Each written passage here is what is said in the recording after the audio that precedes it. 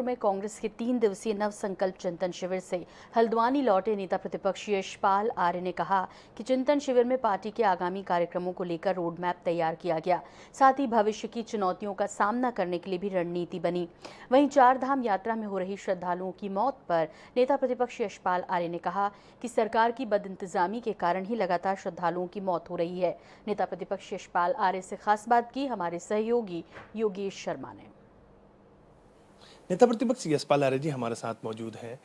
उदयपुर में 3 दिन के नव संकल्प चिंतन शिविर से आप होकर आए, किस तरह का आगे को लेकर रोड मैप तैयार किया गया पूरा इसमें? देखिए, नव संकल्प चिंतन शिविर में चिंतन शिविर में निश्चित रूप से एक नई ऊर्जा और आशा का संचार हुआ है और आदरणीय श्रीमती सोनिया गांधी कांग्रेस अध्यक्ष का प्रेरणादायक मार्गदर्शन हमें प्राप्त हुआ है, जिसमें उन्होंने भविष्य की चुनौतियों का सामना करने के लिए एक संदेश भी दिया है और जो कांग्रेस का जो विचार हैं, जो कांग्रेस के मूल सिद्धांत हैं और जो कांग्रेस की नीतियां हैं, उनको जन जन तक पहुंचाने के लिए पद यात्रा के माध्यम से जन जन के बीच में जाने की अपील भी की है। और एक आज देश में बांटने की कोशिश की जा रही है देश को, और कांग्रेस का हमेशा का इतिहास रहा है, कांग्रेस की हमेशा विचारधारा कहिए, उनकी नीतियां कहिए, उनके सिद्धांत कहिए, उनके मूल्य कहिए, एकजुट सर्वधर्म संभाव की विचारधारा ही है। कभी बांटने की बात कांग्रेस ने नहीं की है, कांग्रेस ने जोड़ने की बात की है, समाज को जोड़ने की बात की है और एक नए संकल्प के साथ भारत जोड़ो, इस संकल्प के साथ हमें आगे बढ़ना है। और मेरा मानना है कि जो कांग्रेस का जो समेकित विकास, जो सामाजिक न्याय है, जो गरीबी उन्मूलन है, जो छुआछूत के खिलाफ लड़ाई है और जो जनजाति के हैं, दलित समाज है, आदिवासी हैं और जो हमारी महिलाएं हैं और जो हाशिए पर लोग चले गए हैं, हाशिए पर खड़े लोग हैं, उनके उत्थान के उन्नयन के लिए कांग्रेस ने बहुत काम किया है और नीतियां बनाई है, पॉलिसीज बनाई हैं, कल्याणकारी कार्यक्रम बनाए हैं। उसको दृष्टिगत रखते हुए एक भविष्य का रोड मैप तैयार किया गया है और मेरा मानना है कि हम सब लोग मिलकर जो कांग्रेस नेतृत्व के जो निर्देश हैं उसका अनुपालन करेंगे, जनता के बीच में जाकर अपनी बात को कहेंगे। राहुल गांधी जी ने कहा कि आप उत्तराखंड के बड़े नेता हैं, लेकिन 5 साल आप भाजपा में रहे, कहीं ना कहीं उत्पीड़न हुआ, ऐसी वर्ग का भी एक बड़ा उत्पीड़न हो रहा है वहाँ, क्या इस तरह की चीज़ें हैं कुछ?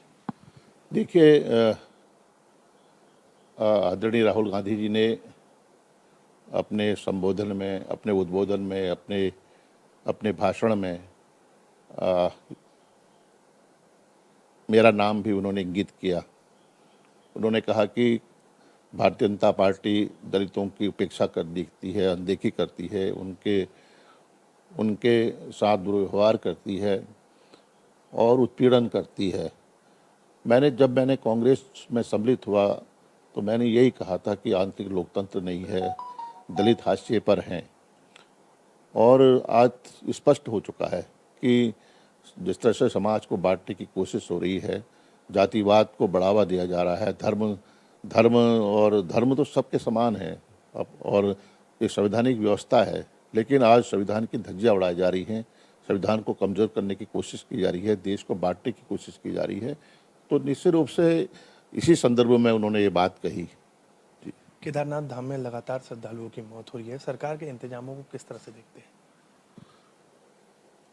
अब देखिए, सरकार के इंतजामात, सरकार की जो व्यवस्थाएं जग जाहिर हो चुकी हैं और सरकार अब भी गंभीरता से नहीं ले रही है। मौतों का आंकड़ा 44 तक जा पहुंचा है और वो कहते हैं कि मोक्ष की प्राप्ति हो रही है। इससे बड़ी शर्मनाक और दुर्भाग्यपूर्ण बयान कभी देखने को नहीं मिलेगा। ये उत्तराखंड का अपमान है। पूरे देश में उत्तराखंड की अपनी एक पहचान है, देवभूमि कहा गया है और लाखों श्रद्धालु और पर्यटक उत्तराखंड में आते हैं। तो निश्चित रूप से जो व्यवस्थाएं थी वो सब चरमरा चुकी हैं। कोई रोड मैप नहीं है, कोई इनकी निगरानी नहीं की है, मंत्रियों और अधिकारियों में तालमेल नहीं है, मंत्री उन व्यवस्थाओं को देख नहीं पा रहे हैं, बाहर विदेशों में सैर सपाटे में मस्त हैं और आज प्रधानमंत्री कार्यालय संज्ञान ले रहा है। इससे बड़ी विडंबना क्या होगी, प्रधानमंत्री कार्यालय ने संज्ञान लिया है और जो देवी आपदा प्रबंधन के जो राष्ट्रीय सदस्य हैं उन्होंने ऋषिकेश में बैठक ली और उसमें सरकार को लताड़ा भी है। तो मेरा मानना है कि आज हम हतभ्रम हैं कि आखिरकार ये इतना होने के बावजूद भी आज भी सरकार नहीं चेत रही है और जो हमारे श्रद्धालु हैं रात को खुले आसमान के नीचे रह रहे हैं, 10-10 घंटे 8-8 घंटे जाम लग रहा है। 10 किलोमीटर चलने में 6 घंटे 8 घंटे का वक्त लग रहा है। तो बद इंतजामी है और कोई आज इतना होने के बावजूद भी अभी भी सरकार सोई हुई है। तो मेरा निश्चित रूप से मत है कि ये उत्तराखंड की देवभूमि की और चारधाम यात्रा के जरिए जो हमें 1200 करोड़ का लगभग राजस्व की प्राप्ति होती है उस समय भी भारी क्षति पहुंचेगी और एक संदेश जो जा रहा है पूरे देश भर में, पूरे दुनिया में, विश्व में कि उत्तराखंड की भारतीय जनता पार्टी सरकार चारधाम यात्रा को निर्विघ्न रूप से संचालित नहीं कर पा रही है। तो ये थे हमारे साथ नेता प्रतिपक्ष यशपाल आर्य जिन्होंने कहा कि जो चिंतन शिविर था उसमें कहीं ना कहीं आगे का रूट मैप तय किया गया, जनता के साथ कार्यकर्ताओं को जन तक जाने की उम्मीद की गई। इसके अलावा चारधाम में लगातार हो रही मौतों को लेकर भी उन्होंने कहा कि सरकार बेहतर इंतजाम नहीं कर पा रही है। हल्द्वानी से योगेश शर्मा, जनता टीवी।